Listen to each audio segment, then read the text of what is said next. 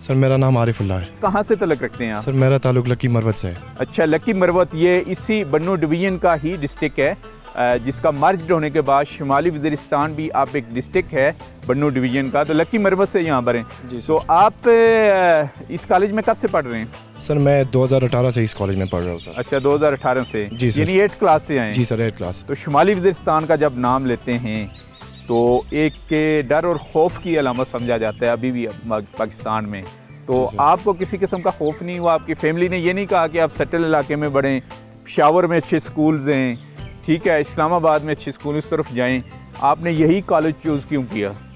سر دیکھیں یہ جو خوف پھیلا ہوا ہے یہ ایک افواہ ہے سر. میں یہ 4 سال سے یہاں تک پڑھ رہا ہوں، یہاں پہ پڑھ رہا ہوں sir. It's completely stable everything sir.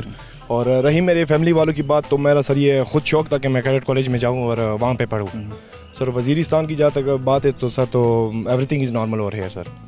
Sir جب سے میں آیا ہوں یہاں پر سر، پہلے سے بھی تھے سر. 2015 سے ہمارا کالج یہاں پہ شفٹ ہوا ہے سر، تو تب سے حالات بالکل اسٹیبل ہے سر. اس کے علاوہ بتائیے گا، آپ سیٹسفائز ہیں یہاں کے ٹیچنگ سسٹم سے، جو ٹیچرز ہیں ان سے؟ جی سر میں بہت سیٹسفائیڈ ہوں سر. میں نے ان 4 سالوں میں بہت کچھ سیکھا ہے اپنے ان عظیم اساتذہ سے سر. سر آئی ہیو لرن مچ مور سر. تو کس سے انسپائر ہو کے آپ اس کالج میں آئے؟ ویسے ہی آپ نے نام سنا یا کسی نے گائیڈ لائن دی تھی؟ سر ایکچولی سر میں جس پریویس اسکول میں تھا سر، وہاں کے جو پروفیسر تھے وہ بھی یہاں پہ ٹیچر رہ چکے. اور secondly sir I am also having a Brother sir, he is an army officer sir. He much inspired me much more and he also told me sir that joining cadet college will be an easy step for you to join army. That's why sir. تو future plan کیا آپ کے؟ سر army officer. اچھا، کون سی infantry join کریں گے؟ Air force میں جائیں گے؟ آرمڈ کور سر. آرمڈ کور. جی سر. اچھا، آرمڈ کور ہی کیوں؟ سر because my brother is also there and he's telling me much more about that. That's why sir. جی آپ بتائیے گا، تعارف کرائیے گا اپنا. میرا نام سید اعتزاز حسن ہے سر، اور میں جو بلانگ کرتا ہوں سر ڈسٹرکٹ کرم سے. اچھا، ڈسٹرکٹ کرم سے بلانگ کرتے ہیں. کرم کے کون کام کرنے ایکسپلور کی ہے؟ کون سے علاقے سے؟ لوور کرم، سینٹرل اپر کرم، پارا چنار تو بہت ہی خوبصورت ہے. یس سر، نہایت ہی خوبصورت ہے. ہاں، تو آپ یہاں پر کیسے آئے؟ سر میں بھی سر اپنے علاقے میں سر چند جو اسٹوڈنٹس تھے سر وہ بھی ادھر پڑھ چکے تھے سر، اور اس کے علاوہ سر فیملی نے سپورٹ کیا، والد صاحب نے سر تھوڑا سا گائیڈ کیا سر کہ کیڈٹ کالج جو رزمک کا انتہائی اچھا انسٹیٹیوٹ ہے سر، تو اس لیے یہاں پہ آئے. تو یہاں ملیٹنٹ سے ڈر نہیں لگتا؟ افغانستان بھی قریب اور پھر شمالی وزیرستان، اور یہ ہائٹ کے اوپر بھی بالکل کٹ ہو کے بندہ رہ جاتا ہے شہر سے دور، میرن شاہ سے. نہیں سر، بیسیکلی سر ہم نے جانا ہوتا ہے آرمی میں سر. ہمارا جو بچپن سے اپنا ایک ایم رکھا تھا سر، تو اس کے لیے جانے کے لیے ہم نے پہلے سے سوچا تھا کہ اس میں سر آرمی میں سر اور بھی زیادہ تکلیفات ہوں گے سر، اور دشمن کی آنکھوں میں آنکھیں ڈال کے ہم سر لڑیں گے سر، تو اس لیے یہاں پہ آئے سر اور انتہائی ریلیکس. میسج کیا آپ کا؟ سر میسج یہ ہے کہ وزیرستان آج کل انتہائی پرامن ہے سر، کیونکہ ہماری جتنی بھی وہ ہے نا گورنمنٹ ہے، جتنی بھی وہ ہے سر، انہوں نے فوکس کیا ہے سر. تو کوئی بھی مسئلہ نہیں ہے بالکل. ہم تقریباً 4-5 سالوں سے یہاں پہ رہ رہے پڑھ رہے ہیں سر، تو انتہائی ریلیکس. آپ کو پتہ ہے کہ آج کل خاص کر کے جو ہمارے پولیٹیشنز ہیں، چاہے کسی بھی جماعت کا ہو، وہ آرمی سے بہت زیادہ نلا نظر آ رہے ہوتے ہیں. سوشل میڈیا میں ان کے اگینسٹ بہت ساری چیزیں لے کر آ رہے ہوتے ہیں، ان کے اگینسٹ باتیں کر رہے ہوتے ہیں، اس میں کوئی جرنلسٹ بھی شامل ہیں. یہ چیزیں سن کے آپ کو کیا لگتا ہے آپ کو کہ جن لوگوں کو آپ لوگ الیکٹ کرتے ہیں، آپ کی فیملی الیکٹ کرتی ہے، آپ کے ایم یہ ہیں کہ آپ آرمی میں جائیں، آرمی کے انسٹیٹیوٹ میں یہاں پر پڑھ رہے ہیں، جب سوشل میڈیا کے تھرو یہ چیزیں دیکھتے ہیں کیا فیلنگ ہوتی ہے آپ کی؟ سر دیکھیں سر، میرا شوق ہے آرمی میں جانے کا، اور آج کل تو تقریباً سارے پولیٹیشین اپنی ذاتی مفاد کے بنا پر بات کرتے ہیں، جرنلسٹ سارے سب کچھ سر. تو مجھے I think that doesn't affect me sir. مجھ پر ان باتوں کا کوئی اثر نہیں ہوتا. بس میرا ایک شوق ہے کہ میں جاؤں گا سر. ان کو میسج کیا دیں گے آپ؟ سر میں ان کو میسج یہ دوں گا کہ سنی سنائی باتوں پہ یقین نہ کریں، خود آئیں اور خود دے کے جو تکالیف ہمارے آرمی والے برداشت کر رہے ہیں نا، تب ان کو پتہ چلے گا کہ بعد وہ تو عام طور پر بس میڈیا پہ بیٹھ کے آسانی سے باتیں کر لیتے ہیں، اور جو سختی وہ جھیلتے ہیں نا سر، وہ ان کو پتہ نہیں ہوتا سر. تو اس لیے وہ بس صرف سنی سنائی صرف باتیں کرتے ہیں. جی سر. جی ناظرین، یہ تھے کیڈٹ کالج رزمک کے ہمارے ساتھ. ماشاءاللہ ان کا جو مورال ہے یہاں پر انتہائی بلند ہے، اور خاص کر کے جب ہم بات کرتے ہیں شمالی وزیرستان کی، اور آپ نے ان کو سن لیا.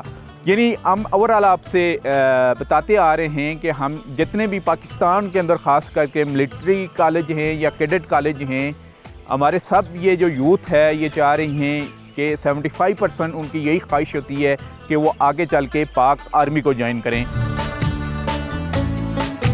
کیڈٹ کالج رزمک کو مختلف ادوار میں وطن عزیز کے اعلیٰ سرکاری سربراہان مملکت کی میزبانی کا اعزاز بھی حاصل ہے، جن میں ذوالفقار علی بھٹو، جنرل ضیاء الحق، میاں نواز شریف، جنرل پرویز مشرف اور عمران خان کے نام شامل ہیں۔ کیڈٹ کالج رزمک اپنے مائع ناز استاد اور بعد ازاں پرنسپل رہنے والے جیفری ڈگلس لینگلینڈز کی وجہ سے بھی شہرت رکھتا ہے۔ 20 اکتوبر 1917 کو انگلینڈ میں پیدا ہونے والے جیفری ڈگلس نے دوسری جنگ عظیم میں برطانوی فوج میں بطور میجر شرکت کی۔ وہ ایک علم دوست شخصیت تھے اور ایچیسن کالج لاہور میں بھی معلم رہے۔ ان کی خدمات کے صلے میں حکومت پاکستان نے انہیں نشان امتیاز اور اعلال امتیاز سے بھی نوازا۔ کیڈٹ کالج رزمک میں ان کے نام سے منسوب لائبریری آج بھی ان کی یادوں میں سجی ہوئی ہے۔